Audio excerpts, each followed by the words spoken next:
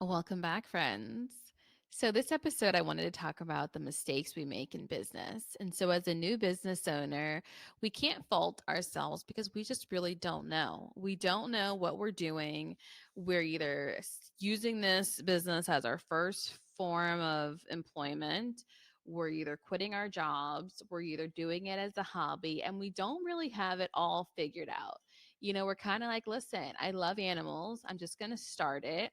I don't know what this is going to look like, but let's just go with it. The issue with that is that because we don't know what to do, we end up creating our business out of sequence.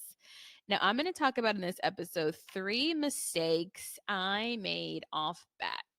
Now, I'm going to go over tons of mistakes I made throughout my business, but for today, we're going to go over the first three. Now, mistake number one is that I opened my service area too broad. And so, in desperation of replacing my income, there's no better word but desperation. It was like, listen, I think I'm going to do this business thing. I have no idea what I'm doing, but I have to make money. Like, I don't have anyone supporting me. I do not come from a rich family. I got to make money. That might not be your calling, but it was sure mine. I've been working since I was 14 years old, and that had not stopped up to that point. And so I said, you know what? I'm out here. I used to work in the car business for 12 hours. So for 12 hours a day, I'm going to take on as many clients as I possibly can. Now, I did just that. I took on clients in Maryland, I took on clients in Virginia, and I took on clients in Washington, D.C. And so, if you know anything about this area, you are driving up to 45 minutes to get from A to Z. Now, I thought I was the queen of creating routes. And so I would go as far out. My furthest location, which was Virginia, and I'd work my way back in. So you always want to start out as far as possible and bring it back home. And so I did that, but I left a lot of money on the table, almost killing myself driving all around town to service maybe up to 10 clients. Now, this is driving 45 minutes in a span of a 10 to 4 window trying to serve all these clients. So going too broad is mistake number one. Why this happens, I remember in that first 6 months of business, I was so excited that I was single. I had no children. I was not married. And I was like, you know what? I'm in grind mode right now. I'm all about building out this business and no one's standing in my way. That was my mindset. And with that mindset, it was happy to run myself into burnout. Now, although I had made my financial goal, there was nothing happy or easy or hustle free about doing it this way. And so, if you're looking at your territory right now, think about how you can build out a small area first, maximize it, take over every square footage of the territory as possible. And once you build out this territory, then inch over to the very next territory to your left or right. Okay. I would say try to stay within 10 to 20 minutes. If you're by yourself right now, if you're building out a territory, mind you, you should already have gotten a couple team members because you want to kind of cap yourself at 8 to 10 depending on how dense your area is. But once you build out a territory, go ahead then and grab your next one. People ask me all the time, hey, when should I expand? When should I get the next territory? When you've already effectively built out the first one. Now, what I mean effectively build out the first one, I mean SOPs and systems and ordinance and software. I mean fully build out a turnkey business in one territory. That way, you're going to have the same exact problems or wins in the next territory. And if you're already doing 2, 3, 4 territories with equal amount of problems, that's, as you know, just going to ignite. So, mistake number one, of course, keep yourself as close together to minimize drive time. Obviously, that's going to cost you more in time and resources. Mistake number two was going in with an employee mindset. Now, I said before that I had already been working 12 hours in my previous job. So, in my mind, I was like, if I can do 12 hours for them, I can do 12 hours for me. That was my mindset. Didn't think about how I was going to feed myself. Didn't think about what kind of junk food I'd eat on the road or how much water intake. Nothing. If I can do 12 hours for them, I can do 12 hours for me. And so that was the same mindset that I took as a business owner. Why? Because I literally didn't know any better. I didn't know the difference. It was like, you know what? I'm a business owner, but I got to make money. I got to take care of my customers. And now, even more that these are my customers, right? This golden word that I always tell us all to remove is that my. But as a new business owner, we have that mindset. These are my customers.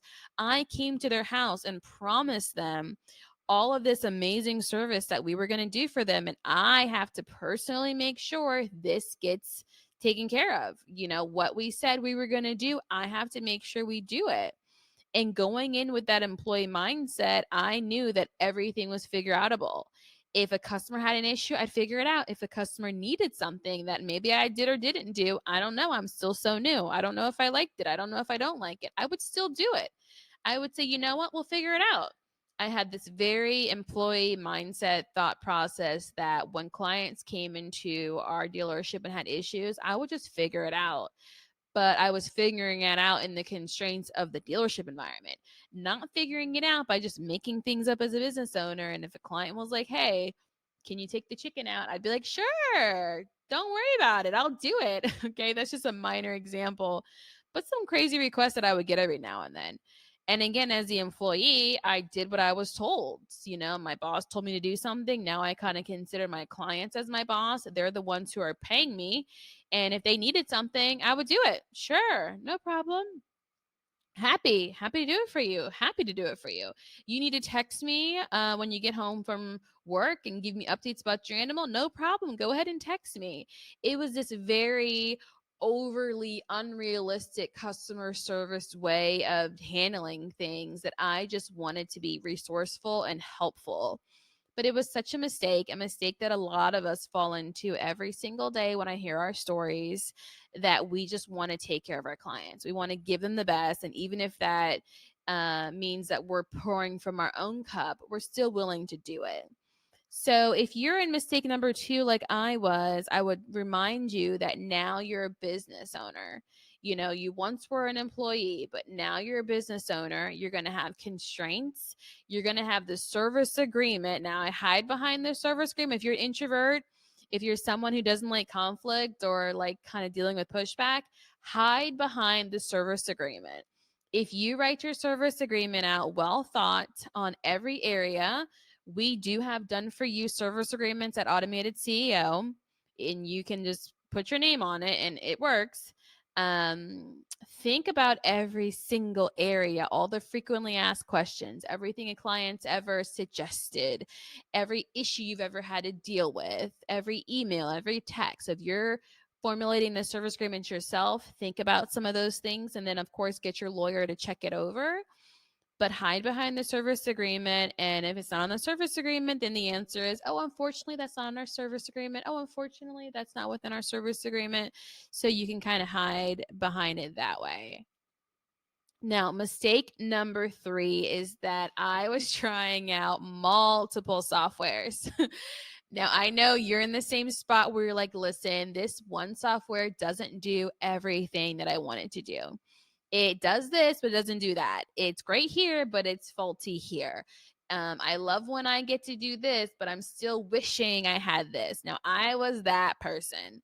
And I felt like I was owed. Like, listen, this is my business. I want to curate it in a way that like checks all the boxes. And so I was willing to run up to 3 different softwares.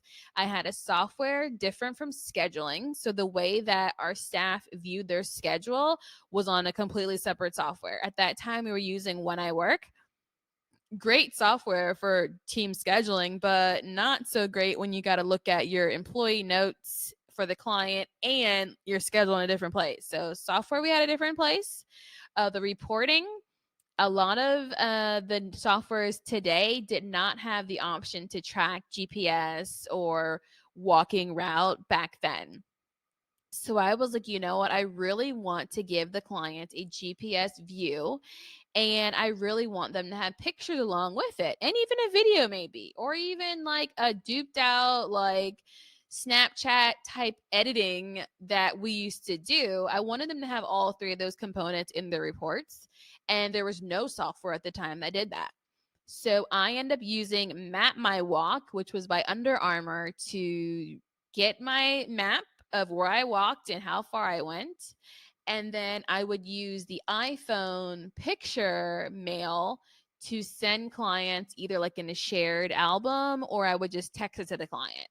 So we had probably 4 or 5 staff members at that point. They would track their walk on Map My Walk.